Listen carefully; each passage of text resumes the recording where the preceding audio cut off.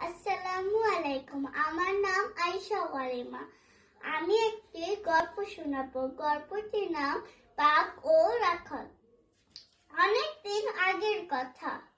বনের ধারে এক রাখাল ছেড়ে গরু চড়াতো। পাশে ছিল ফসলের মাঠ। চাষিরা মাঠে জমি চাষ করত। একদিন রাখাল ছেড়ে ভাবলো এতে চাষিদের নিয়ে মজা করবে। মিছামিছি চিৎকার করে উঠলো, বাঁচাও বাঁচাও, বাঘ এলো রে, বাঁচাও বাঁচাও।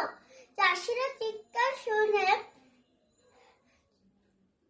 লাঠি ছুরি নিয়ে আসলো বাঘকে তাড়ানোর জন্য। এসে দেখে বাঘ নেই। রাখাল ছেড়ে হেসে হেসে কুটি কুটি হয়ে গেল। চাষিরা এসে দেখে বাঘ নেই। রাখাল ছেলে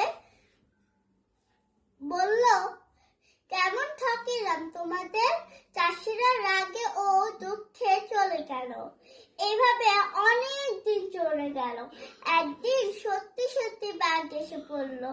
রাখাল ছেলে বাঘ দেখে ভয়ে চিৎকার করে উঠলো, বাঁচাও বাঁচাও, বাঘ এলো রে, বাঁচাও বাঁচাও, বাঘ এলো রে। চাষিরা চিৎকার শুনতে পেল, কিন্তু তামাশা ভেবে এলো না। রাখাল ছেলে গরু বাঘ মেরে চলে গেল। এই ছিল আমার গল্প।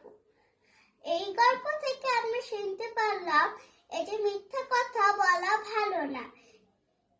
সত্যি কথা বললে পরে আর মানুষরা বিশ্বাস করে না। আসসালামু আলাইকুম।